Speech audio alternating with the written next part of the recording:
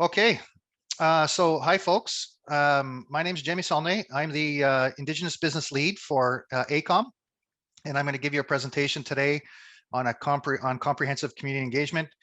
I think before we get started, I should just basically say that this is the information I'm going to provide today is my own knowledge. Just from my own experience in all the years that I've been doing this, and if anybody has any questions throughout this process, by all means, just ask away as we're going, and we'll get through this. So basically, in the presentation, we'll give a quick safety moment. I'll talk to you. I'll just give an overview of ACOM, and then we'll get into the meat and potatoes of my presentation and question and answers. So my safety moment is personal protective equipment outside of the workplace. So I live on Lake Superior, and I grew up on a lake in northwestern Ontario. And as a kid, we never wore helmets, life jackets, anything whatsoever that would make us safe. However, a lot of the machinery that we had only went 5 or 10 miles an hour. Nowadays, kids are driving around on fancy Sea-Doos and four-wheelers and Skidoos and doing all kinds of crazy things. So make sure your kids are covered when they're going out to do all the things that we did as adults, so that they don't hurt themselves. A little bit about ACOM. So we're a engineering firm that provides professional technical and management services worldwide. Last year, our annual revenue was $13.2 billion. And we have 47,000 employees, and we're currently have projects on the go in 150 different countries around the world. So with that, I get to see a large amount of information as it regards to community engagement, whether it be in Australia or Canada or South America. So I get a lot of different perspectives, so to speak. But at the end of the day, it all rolls into the same thing, which is we're engaging with people, right? So today's discussion, we'll talk about long-term relationship building, understanding community culture, and best practices. So right off the bat, I want to talk about time. For me, I've been doing this for 20 years now. When I started this process out, I owned a construction company, and we decided to build some Indigenous apprenticeship programs and things like that, just to assist us with the communities that we're working in, and for those people that are thinking that this is going to be something they can get into very quickly and build relationships that are meaningful, it's not the case. It takes a long time, and without putting the time into it, you run the risk of causing more damage than good. Let's just put it that way. In certain things, like right now, ACOM's going through the CCAB process, and that's going to take us probably 4 years. We've got meetings and meetings and meetings, and we've got teams of people that they're helping us to put this all together. So just that in itself is a very, very long process. So if you're thinking this is going to be short term, absolutely not. I learn every day. 20 years later, I'm still learning about this process. Expectations, again. Oh, I'm going to turn off my volume.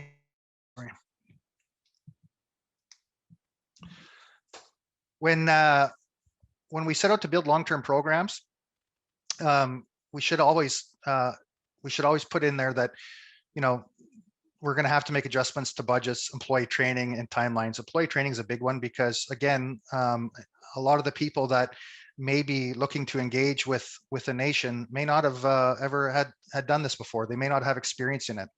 And specifically in the field that I'm in, which is construction companies have been construction companies forever, and they haven't taken the time to groom and hire people that are going to be able to work with their Indigenous partners. So employee training is a big one, and groups maybe feel frustrated at times. I know I have. That's probably one of the words I've used the most in my career.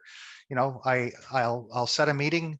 Not too long ago, I set a meeting in Treaty 3 to go meet with the Treaty 3 Grand Chief and the chiefs for a meeting. I drove 8 hours, got all the way there, only to turn around and find out that something happened. The meeting's closed. I turned around, drove 8 hours home. So, 16 hours of my day plus all the prep time going into this thing. I was frustrated, and my team, who had spent all the time preparing all the information, get everything together, was frustrated. So So at the end of the day, we just have to understand that things happen, and again, when we look at the expectations of developing these relationships, it's going to take time, and there's going to be a lot of headaches involved in it. Preparation is key to this, I think. So I'll give you an example. I've recently was involved in a major pipeline project, and and there was I think 50 communities involved in that project.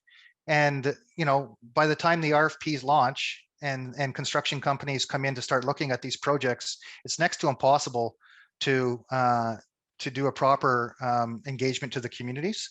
So basically what I'm saying here is to really think through, if you know that there's a certain area that you're going to be working, certain province, certain treaty territory that you're going to be working in, really do your homework first before you go out and start those conversations to try and understand, the people who are living in the community, how long it's going to take. So if you're going to engage, and if specifically if it's around employment, that's the field that I typically work in, is on the employment side of things. So if it means that you're going to having to work with several communities and several community members, then we have to understand that this is going to take some time. So, Peguis First Nation might have 11,000 people, and Eagle Lake First Nation might have 150 people.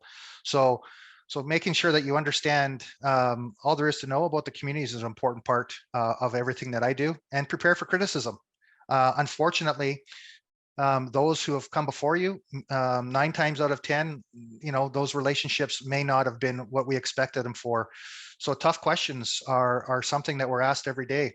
And it's an important part of this is again, unfortunately, there hasn't been a lot of direction in the years previously, and in terms of a process for engagement and how that looks and how that feels and what you're supposed to do. There's not a guidebook, so to speak, for that.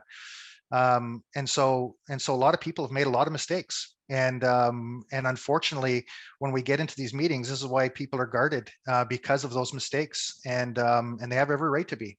So definitely prepare for criticism, and those tough questions around what are you doing, how are you doing it, show me examples. So many people are great at going in and telling a great story, but stories are stories. You have to back that up with something. So be prepared for those types of questions in terms of your policies, your procedures, and things of that nature. Trust. I didn't even want to put this one in here, but I think it's an important one. I don't think a community will ever truly trust a business. Again, we're not creating friendships. These are businesses that are trying to engage with a nation for business purposes. And as that, communities are very, very hesitant to trust right out of the gate. It takes years and years and years of building those relationships to establish that trust. My experience and my advice is to find a champion. So if you're giving, if you're in a meeting, or you're in a community, or giving a presentation, a talk, or any of those things, you'll look around the room, and 9 times out of 10, people will be on their phone, people will be looking at different things, or whatever the case is. And at the end of that conversation, there may be somebody that comes up to you, or they may be interacting with you throughout that conversation. And and and I have found that having a sidebar with that individual or individuals after the meeting, to talk about what it is that you're hoping to accomplish, is sometimes the best way to do that. If you can find somebody from the community that you can work with, and that you can have those one-on-one conversations with, and prove that what you're trying to do is going to be beneficial to the community. It's no longer maybe yourself that's trying to convince the community that you can trust. It's somebody from within the community that is saying that this is a group or an organization or an individual that I think is genuine in what it is that they're hoping to do. And it has to be a continuous process. We can't just look at this and say, one day we're going to act a certain way and the next day we're not. This has to be continual and genuine. Events. This is a good one. Over the years, I have attended everything I can ever think of. When I first started this process, I didn't care what it was. If it was a powwow, community meeting, elections, I went to absolutely everything. And that was the only way I could learn. And a lot of times people looked at me like, what are you doing here? But at the end of the day, I just explained I was there to learn.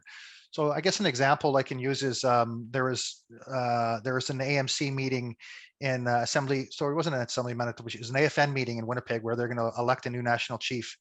And I read the agenda. I looked at everything that was happening that day, and I decided I'm going to participate in this right from the very get-go. So I showed up there at 6 o'clock in the morning to the MTS Arena where the Jets play, and there was a sunrise ceremony happening. And I was the only one sitting in the stands behind the glass and there was, about 20, 30 people on the ice, and they were doing a ceremony, and they looked up and they saw me sitting there, and they said, "Come and sit with us." And and that was it. And they walked me through the ceremony. I participated in the ceremony, and I met some great people. And from that, one of my best friendships was created from a chief from Eagle Lake, Arnold Gardner. He's a wonderful man, and I met him that day in that ceremony. And so, I my advice here is that, you know events are a good way to get out there with no strings. Another one that I did, and you can look this one up on YouTube. I think it's called the Fox Lake Cultural Festival. So I met with a bunch of elders when we were building a hydroelectric dam in Manitoba, and the elders were saying, we're losing our culture, we're losing a lot of things we're losing that we had growing up.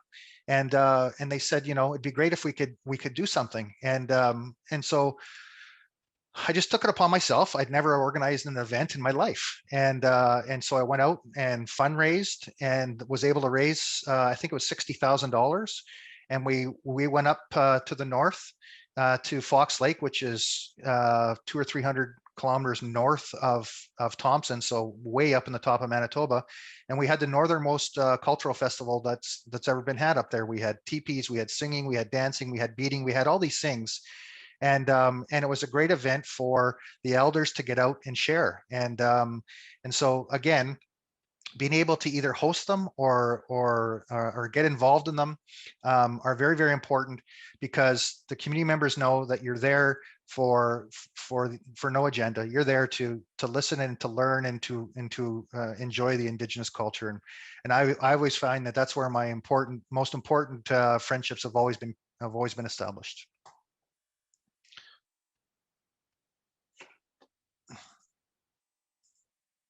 Interactions. So interactions, I always say that I don't want to take away from the event. So, and I don't, people when they go to an event, whether or not be a conference, and they set up a booth or they want to talk, you have to remember that we're there at the event for that reason, whatever that may be. So if it's a powwow or whatever the event is that to show respect and to quietly, let the event happen the way it does. But try and be a part of it. Sponsorships, I'm not a big fan of, just throwing money and putting my name on something, although I know how important it is and how much is needed. I usually try to get in and set up a booth. And sometimes people will come and talk to me, and sometimes I'll sit there all day and nobody will say a thing. But they've seen you there, they've seen your company there, and 9 times out of 10, somebody will stop by and start talking to you. And that's really where this all starts is through communication and through conversations. I have sat on more couches and gone ice fishing and hunting and fishing and trapping and so many things with so many communities, and that is where I've learned. That is 100% where I've learned what's needed to truly engage with the community and the challenges that the communities are facing. Is sitting on the ice drinking a cup of tea with a council member or a chief or a friend of the community to really try and understand the ins and outs and the history and everything. And it's through those friendships is where people open up. And again, if you're not interested in really creating those friendships, it's going to be difficult, I feel, to move forward in some of those long-term relationships. New perspectives, this is a big one. Again, communication is key. I've been sitting again. I looked at different ways we can do this, and the whole idea behind it was I want to hear from the community. I don't want to go tell the community what I'm trying to do. I want to hear what the community has to say.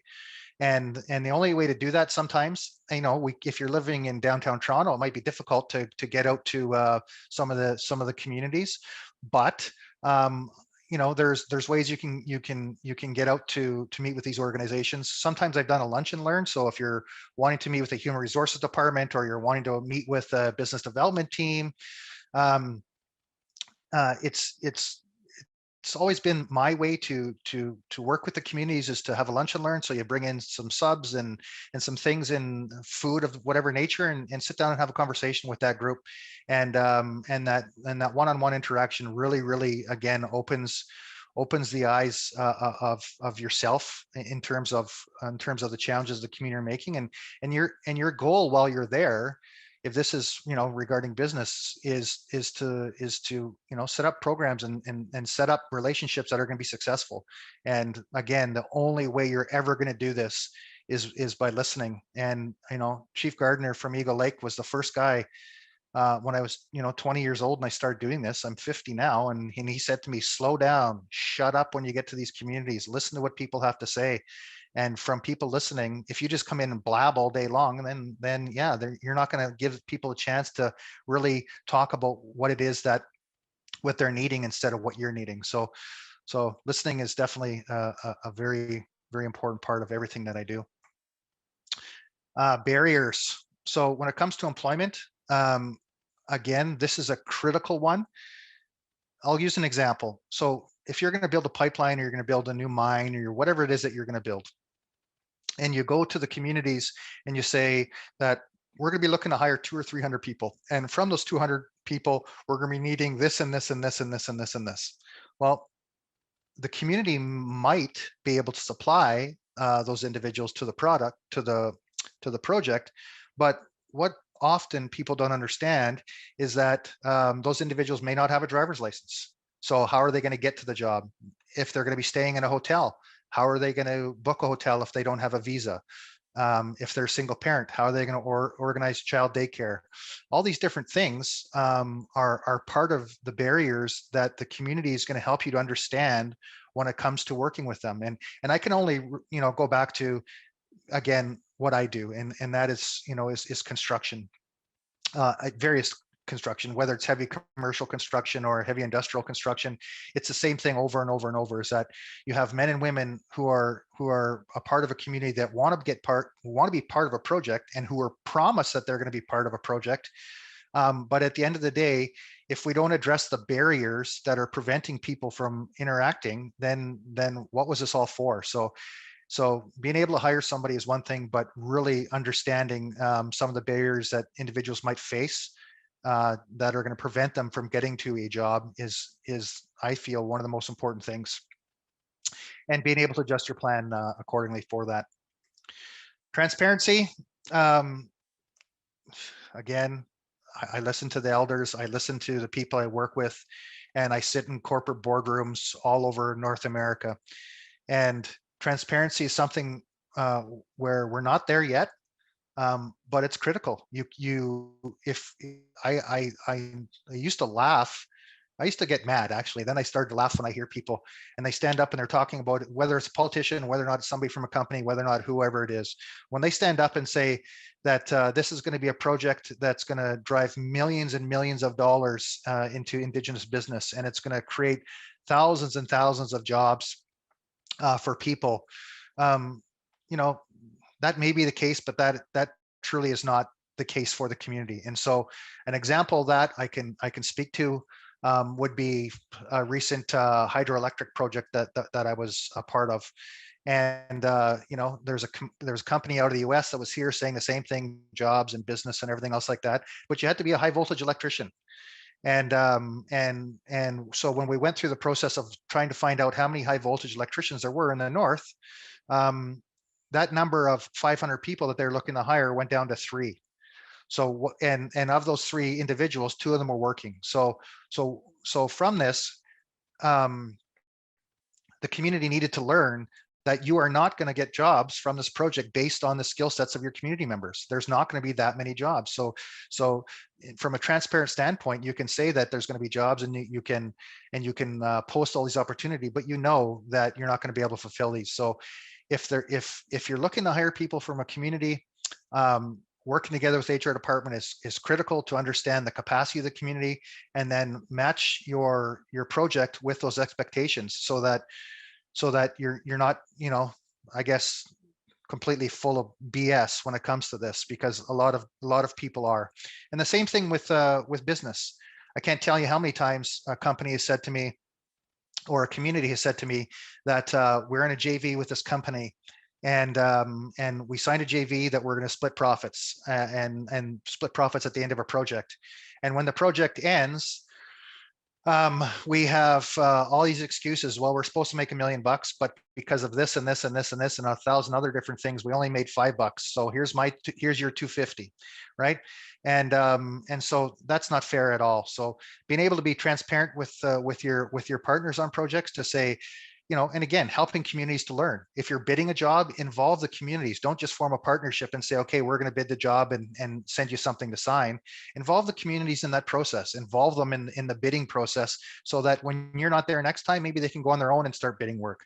But being as transparent as you can in terms of where you make money, how you hire, be open with your union contracts. Like, again, 1,000 times I've heard this: we're going to do a project, and then we're going to hire all these people, and then the project starts, and people say, well, there's building trades, or there's clack, or there's something involved, and we have to follow those rules. Well, we didn't hear about that at the beginning, so why wasn't that brought up? So be very transparent on your organization's policies and procedures around hiring, on your percentage of people you seem to hire, on, if you're in a business, the amount of money that you think you're going to make.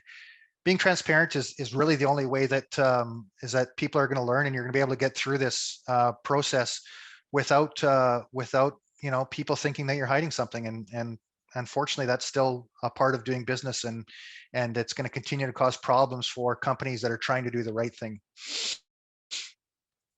Consistency. So again, I'll give an example to this.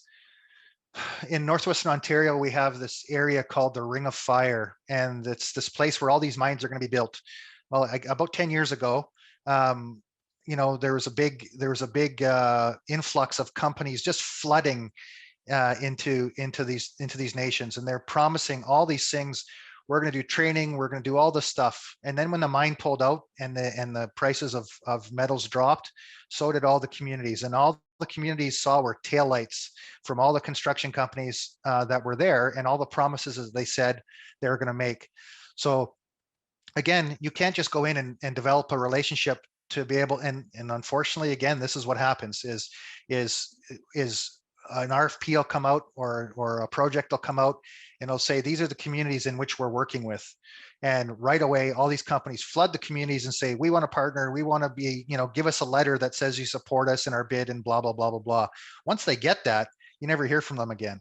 And that is absolutely the worst thing you can possibly do. You're not only hurting your project, but you're hurting everybody downstream from that project, in terms of the next individual, or the next company, or the next nation that wants to do nation building. So being able to communicate, it doesn't take a lot of time in this. And I say that this is the most critical part, because having an ongoing discussion to talk about the good is equally as important. Well, things are going great, nobody has anything to say, and all of a sudden, when there's a fire, everybody's jumping on board. So being able to have constant communication with your community liaison, or whoever it is that you're dealing with in the community, being able to have weekly touch base with those individuals, to talk about how things are going, is critically important, so that if a small problem does arise, that you're able to address that problem before it gets into something major that is going to involve everybody. So again, by having that constant communication, we find that we're able to make adjustments to the programs on the fly, and definitely helps out with our overall programs. Communication. I built a program in a company called Working Warriors. I was the founder of that program. And essentially, that's what it is. It's a communication platform. And if you can imagine a community that's involved in a major capital project. And I'll give you another example, because I love examples. We built a mine. We built a mine in Northwestern Ontario, and there was majority of the communities. So the way it was, there was, I think, 10 communities that were IBA holders, and then the rest of Treaty 3 were included as partners in this thing. So when the company released the RFP, they said, these are the communities that you are encouraged to participate with. And you've got 14 days to get this bid in. And so if to get the bid in is going to be 14 days and you have to deal with 15 communities, and within those 15 communities, you might have tribal councils, you might have businesses, you might have all these different things. How on earth are you able to do that? Second of all, if you can imagine the communities themselves, if an RFP goes out and 10 companies are pre-selected to bid on this, you now have 10 people contacting these communities, trying to figure out all the same things. What is your capacity? What is your workforce? What is your business? What, all these things that you have, and it happens in very little time. So being able to communicate is critical on so many levels. Being able to communicate with your partners verbally is one thing, but being able to provide them updates on your projects, provide them updates on opportunities. So, if this month you did have 10 job openings, what did you do about that? Were you able to fill any of those? What were some of the barriers? So I have found that that communication obviously is key to everything that we do, and creating a space that allows you or your company to communicate with your partners is an absolute must. Your organization. So this would have been me sitting around the table with my Indigenous relations team and saying, okay, let's build something, and it's going to be the best thing that you can ever imagine. Unfortunately, you're only a small spoke in the wheel. And if you build a plan of how you're going to engage, or how you're going to build relationships, or how you're going to build projects, any of those things, it is critical that you work with leadership, you work with everybody within your organization, so that there's buy-in to your program. And I only say that because if you go back to the construction perspective, and you say, so an RFP comes out, and you've got all these communities that you're going to work with, and you're given the task to create this program. You you give everybody your ideas and your costs and everything. It gets submitted into your tender, and gets submitted in as an application for the project. If you do not consider everything in terms of your project managers and your construction managers and your procurement teams and your HR teams and legal and everybody down the road from your program, it's going to get a hard stop pretty quick, and everyone's going to look pretty foolish. And I've seen it over and over and over again, that people come with their best intentions to do great things, and it's not supported by their overall organization. So whether or not you're building something small corporately, and you're going to start building, engagement plans or HR plans or whatever it is that you're building, make sure that that there's buy-in across the board before you get out there and start having those conversations with communities, so that when you get to the corporate level, or you get to the HR level, or procurement, or whoever you're talking with, everybody's on board and understands what you're trying to do. Because if people don't understand what you're trying to do, the word for that is risk. And when there's risk, people stop those projects. Every time I get to them, people say there's too much risk involved in this, and let's stop this, and keep going. Unfortunately, when they stop programs, they don't stop projects, and those projects continue to go on, and often they get completed, and whatever you thought you were going to do at the beginning of the project is now stuck in the mud, and you're not looking overall too good about it. So that's a big one for me, is making sure that whoever you're working with gives you that buy-in.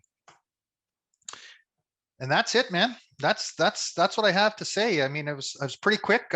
I blast through these things pretty quickly. But this is more for those who are on the call. If anybody has any questions for me, this is one of those things where I'm here to listen. I've talked about what I do and the importance of the things that I do, and I wanted to get through that pretty quickly to see if there's any questions. If there is no questions, then awesome, and we can have some of our time back today. And if there is questions, shoot. Anybody? I'm seeing crickets. Come on, William, you got one. Nothing? Hey, Jamie. Hey. Hi, it's John Basco. I'm with, Hey, John. how you doing today? Good. Good. So just something that was touched on in another panel that I didn't really get an answer to my question on, and I think maybe you'd be able to answer that. Um, just as far as traditional gifts with Indigenous communities, what's your kind of feelings on those in the sense of how to find out which is the right traditional gift to give to that community? Because I know, myself, I am Micmac, and there is certain traditions with giving tobacco, just as a sign of respect, for coming into the community. But I know that not every single community also does that. So I learned that the hard way. I went to a community in northern Manitoba, and the community was, boy, less than 1,000 people for sure, and there was 9 churches in the community. And when I showed up to give tobacco to the chief, he said, "Give that to somebody who smokes." He said, "We don't believe in that here." And I was floored that that was what I was told. I was embarrassed. I was completely floored. So my advice is, if you're going in to meet with the community, and you want to bring a traditional gift, then definitely, you obviously have a contact at the community. I would find out from that contact what's appropriate. What I do is, um, I carry a box with me wherever I go, filled with toques and mitts and scarves. And if you want to brand them with your logo, who cares? And I bring those with me because there's never going to be a shortage of kids who are looking for hats and mitts and scarves in the community. And so that's what I've always done. If you're unsure, just bring something that you know is going to be used. And again, time is money is a big thing here. And and you don't want to be giving something to a community that's just going to go to waste. You want some value from it. Obviously, if you're bringing a gift, you want people to utilize it. And so that's one of the things that I've always done. When I go to a community, a fly-in community, even though I'm always asked to bring KFC and all kinds of things up there, I'll bring granola bars and apples and juice boxes and things like that, again, that the kids and the members can have that are showing up to that meeting, and ball caps and toques and that. So I hope that answers your question.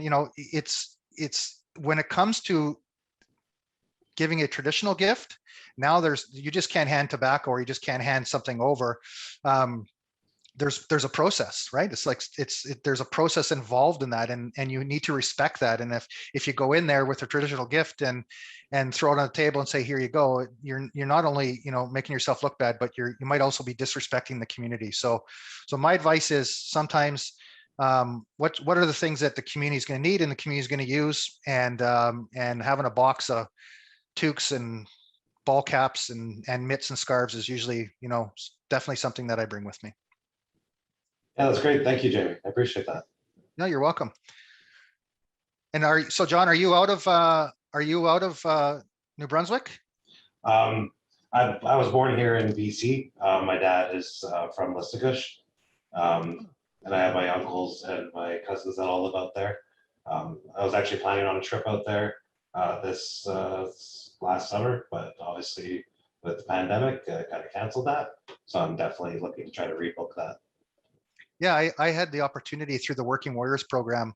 I had the opportunity to work with all the nations in New Brunswick, and that was the first province that I really worked with exclusively. And basically, what the Working Warriors program is, it's a database for communities that is used to better understand their capacity.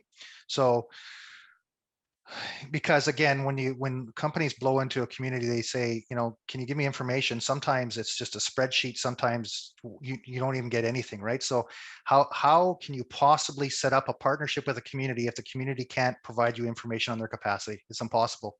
So the Working Warriors program was set up exactly for that, so that communities would have the ability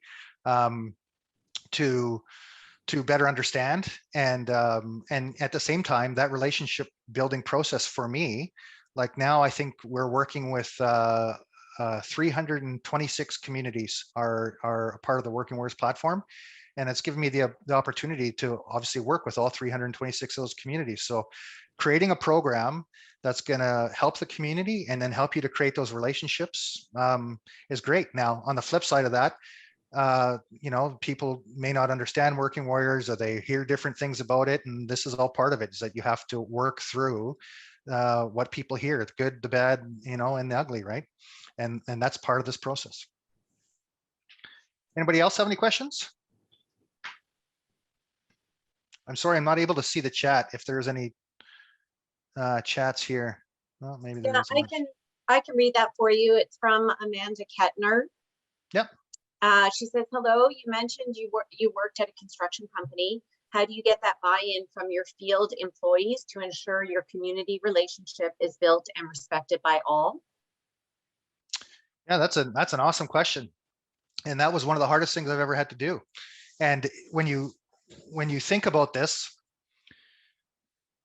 the project managers and construction managers and the people who are executing a project were brought there to do a job, right? And when you're introducing something new to this process, again, that is risk. So what I've done is I've started, when I started this process, I started very, very small. And what we did is we built an apprenticeship program, and I didn't ram it down everybody's throat. I brought together my project team and said, if we're going to do this, what is it going to look like? And I had them help to create it.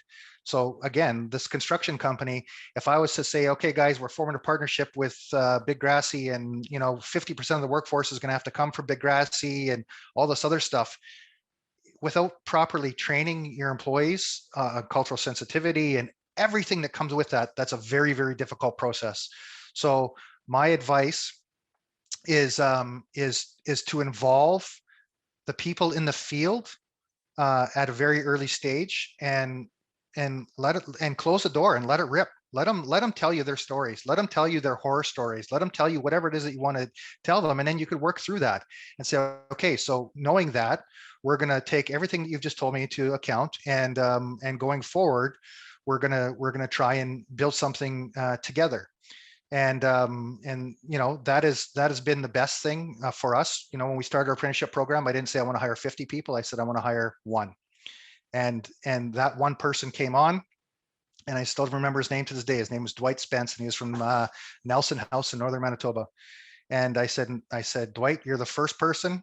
And also something with buy-in too from your managers is be selective in the people that you're going to hire, or the people you're going to partner with, or the people you're going to bring in there.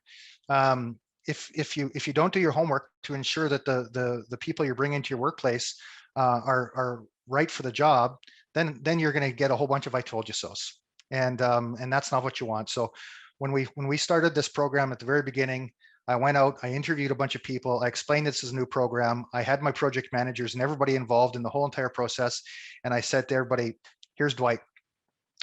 This is how we're going to get them involved, and this is how we're going to support them going forward. Because again, it's not just about support when you get a job. It's a support when when that individual's away from home, when that individual is making a whole bunch of money now, all kinds of different supports that have to come into place, and it's the people in the field who are responsible for managing those. And so it's a critical component for sure. Retaining, oh yeah. Yeah, so, and again, sorry, go ahead, Laura. Is there any other chats in there? Yeah, Melissa, I don't know if you want to ask it, or I'm happy to read it. It's from Melissa Getzinger. For long-term construction projects, how did you continue community engagement beyond hiring and retaining from the community? From long-term construction projects, how do you continue community engagement beyond hiring and retaining from the community? Well, so again, Dwight's working for us now in Rainy River at a new mining site. So this isn't a process where I have found, and again, I'm in construction, so we're very fluid in terms of where we go with our projects. So when we're building a mine, or we're building a pipeline, or whatever it is that we're building, we always ensure that the people that we've hired in that process are a part of our company, and they stay a part of our company. It doesn't matter if we're moving to Manitoba, BC, or whatever the case is. We're not there just for that simple project. We're building an Indigenous workforce, and that isn't just a one-off. Does that help, Melissa, or did you want to have more information on that? I could elaborate a little bit more. So absolutely, you're hiring for a continuous workforce, Yeah. for sure. But beyond that, like, were there other things you did within that community? Because construction projects, they can go from location to location. They Yep. might be 2 years, 3 years, 5 years. Yep. But beyond hiring, like, was there engagement things or things that you did to give back to the community that you found were beneficial in building longer term relationships with them? Absolutely. So if you go to, I'm going to plug my company here. If you go to workingwarriors.ca, so this website and this company is free. It's free for companies to use. It's free for nations to use. It's free for individuals to use. And when I built this, it was built specifically for that reason, so that use this as an example. I'm in construction, but if the majority of the people living in the community are not interested in construction, what value does a construction project bring to the community, right? So we had to, I always say, the work that we're doing with Working Warriors is a legacy, it's a leave behind, it's everything that it is. So on that site right now that the community, so when I went into work with the community, I set up the Working Warriors program within that community. And the way that works is we help them to build a database, we build their community website within Working Warriors, and now we engage them with employers across Canada. So if you were to go on Working Warriors today, I was just on there this morning, there's jobs for nations, there's jobs for farm workers, there's jobs for superintendents, dentists, veterinarians, whatever you can think of. The second piece of that is understanding that communities may only have one opportunity to be involved in a project. So if they're going to build a water treatment plant or a new school or whatever the case is, this is their shot. This is it. And companies don't understand the importance of somebody getting experience during that time. Because if it's only a one-off project, the chances of you getting a job in your community again or around your community are tough. So the way we developed that was that by creating the Working Warriors program, it gave somebody who was in the high Arctic or down in the southern US or wherever it was, if they're looking for a job, it gave individuals the opportunity to engage with companies globally.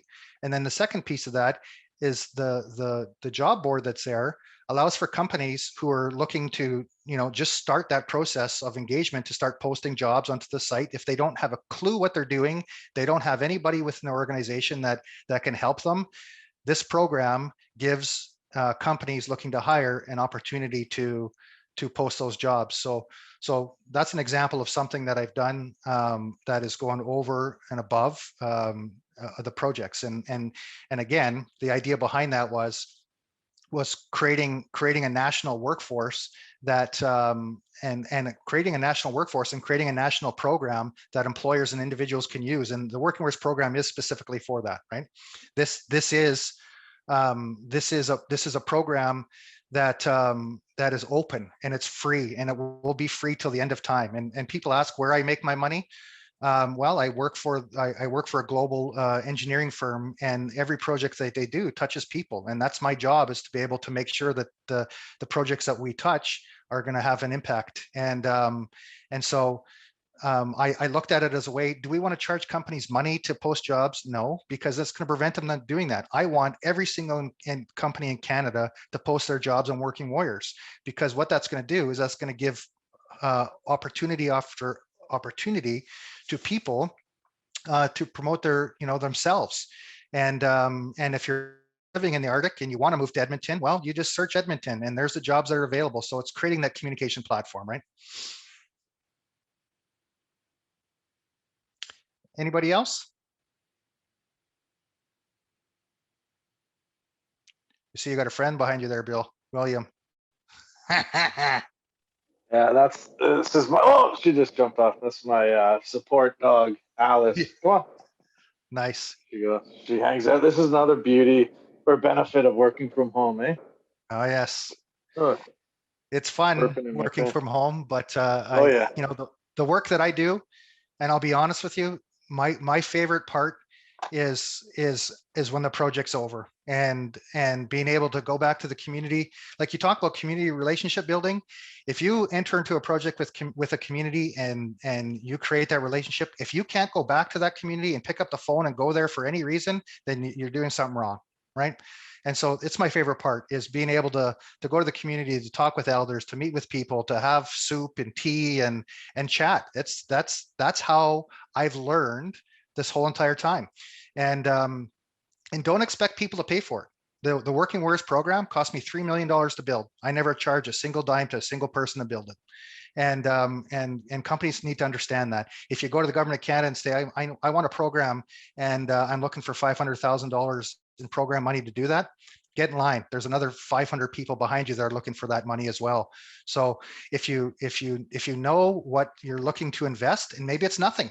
I started with zero. I started with myself on a porch, talking to an individual and saying, listen, I'm getting into this. What do I need to know? What do I need to do? How can I get involved? And I didn't have a dollar when I started this. And when I started going to the construction company and saying, I need money to do this and to do that, there was like, for what? Right? So understanding your budgets is key. And you can't, every time you go to a community, you can't roll in there with, $10,000 in gifts and everything else, because not only that, word spreads. Jamie's coming. Ask them for something, right? And so you have to manage those expectations properly. Absolutely. And seemed like a real straight shooter there, Jamie, and I respect that. And I know in the construction world, I come from kind of an opposite end of the spectrum from the social services kind of world. But I really appreciate your perspective and your attitude. And I think we need advocates, in all areas, and especially the construction, like you said, just getting some of the framing of what it is you do, and just imagining the impact that has on communities, either good or bad. So thanks for doing Awesome. that and giving some perspective. So yeah, and I'll give you, so you're based out of Toronto, and I just got off the call with the city of Toronto. Right? Yeah, so I had a call with city council talking about our program and saying, listen, how much work's being done in Toronto? All I see nothing but sky cranes. There's nothing but things being built in Toronto. And we've got a tremendous Indigenous workforce that's living in Toronto.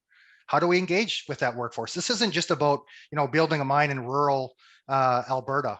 This is about if somebody's building a pancake house, or if somebody's building a new Sobeys, or if somebody's, whatever the case may be, your engagement level doesn't have to be at these major capital projects. It could be at a very small level. And on the social services side of things, we do all kinds of work with that.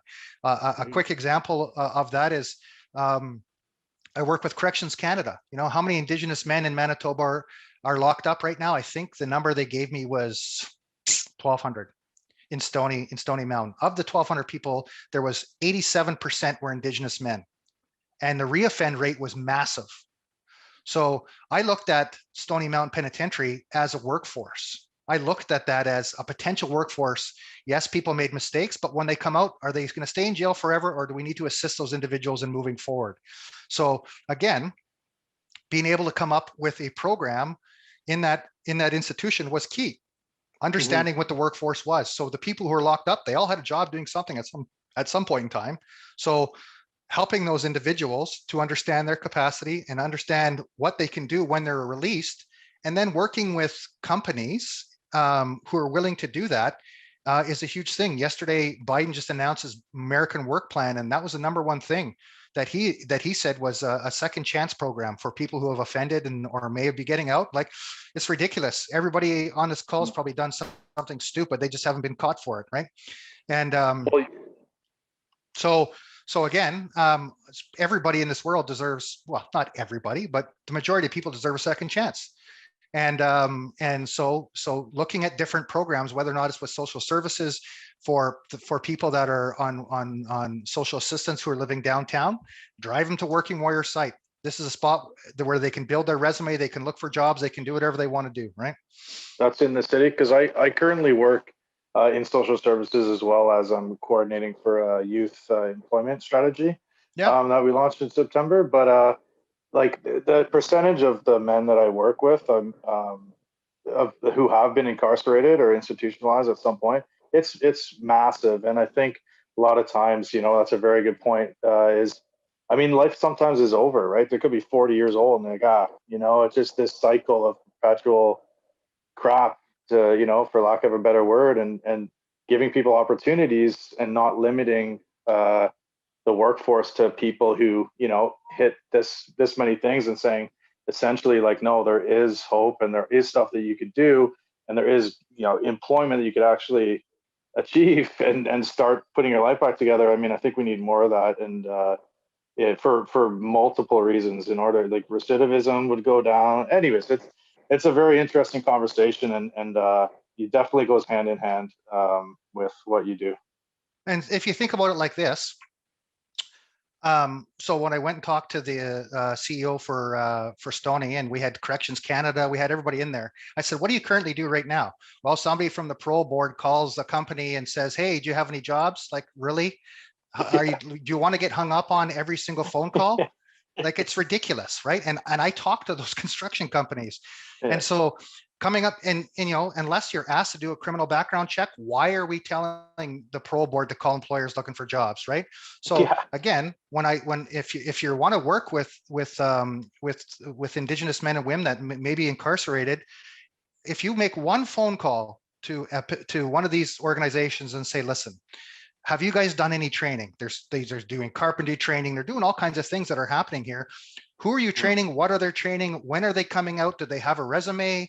How could I interact with them? So it might sound ridiculous, but you drive out to the jail. And when I was at Stony, they opened up the gym and they let out 300 inmates to sit there and talk to me, right? And it was intimidating and scary, but at the end of the day, it wasn't, once I was in there, because they're just normal men and women who I was talking to. And they're like, "Listen, I'm getting out." And that's one of the most rewarding things, is when people do get out, they're like, "Hey, I remember you. I got your card. Give me a shot. You know, anything you got, I'm willing to go to work. I'm willing to make that change." And if we as corporate citizens don't help that individual, this is where we look at the reoffending rates enter back into the picture, because they come out, they're left, you know, on a halfway house, sitting on a street with limited money and limited everything else. How do we expect them to succeed, right? So building different programs that are going to address that are, you know, some of the things that we do. Well, yeah, it's like you leave Toronto South or Kiel or something, they literally give you a token and say, "All right, good luck. Don't come back." And you're like, Best "Oh, of luck." How about leaving with some kind of opportunity, or at least some connection that could be made beyond, like, what the heck am I going to do with this? And trying to figure out how to start new, and, you know, and building new connections. And just so happens most of the time they go to those old connections. So absolutely. And so one of the things that we did, we talked about, you know, and again, thinking outside the box, is setting up a kiosks in the centers or within the penitentiary, where individuals can build a resume. It's not connected online. They can't go online to do anything, but they can actually go there, build their resume, and search for jobs, you know, and look for opportunities for training. You know, how many training opportunities it can be done online right now, right? So if you're working with a group of men or women who are currently incarcerated, you have the ability to work with them, develop a relationship, provide online training, and then if you have opportunity for work, you know, they come out, and you know, you don't have to announce to everybody in your work site that, "Hey, Jamie's wearing an ankle bracelet, or he just got out for doing a 3-year stretch for impaired driving." Nobody has to announce that. You as an individual are just looking for an opportunity, and as employers, we just have to look at those. And in my presentation, I talked about barriers. Well, think about that population of people who are currently incarcerated, or look at that population of people who are living on reserve in the middle of Northern Ontario, who have no cell service, who have no internet service, and have no way of communicating with the outside world. So how do those individuals, how are they going to advance their career, right? So all things that we have to take into consideration when we're building anything. Yeah, great perspective. Thank you, Jamie. You're welcome. Anybody else?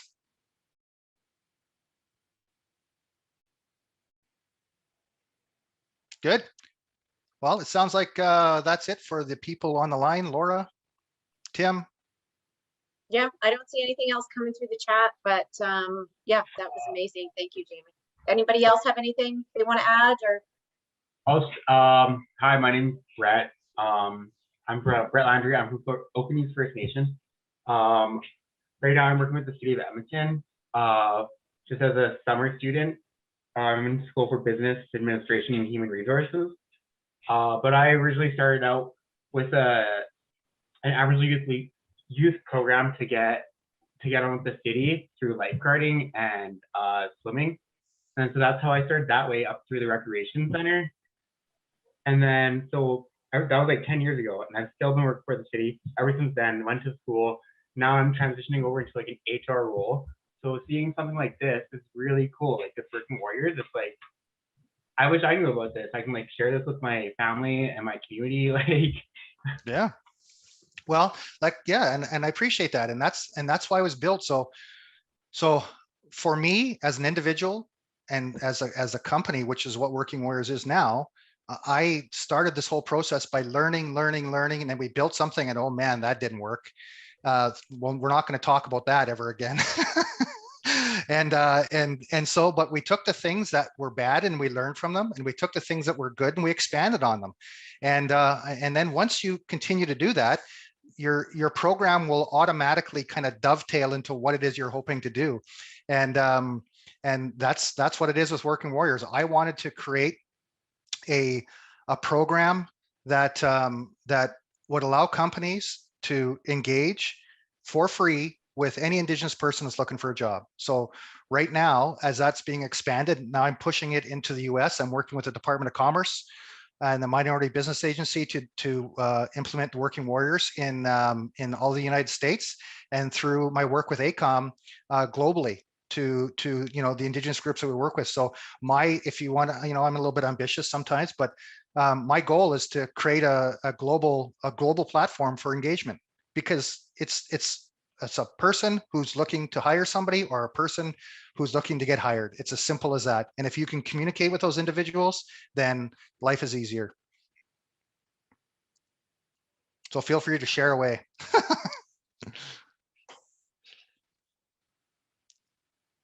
Okay, Laura, I think that's it from everybody. Okay, we can wrap up. That was great, Jamie. Thank you. Thank you everyone for your time. Okay, thanks everybody. If you have any questions, I don't know if there's a way to get a hold of me or not, but just look up Working Warriors or Jamie at ACOM and you'll figure it out.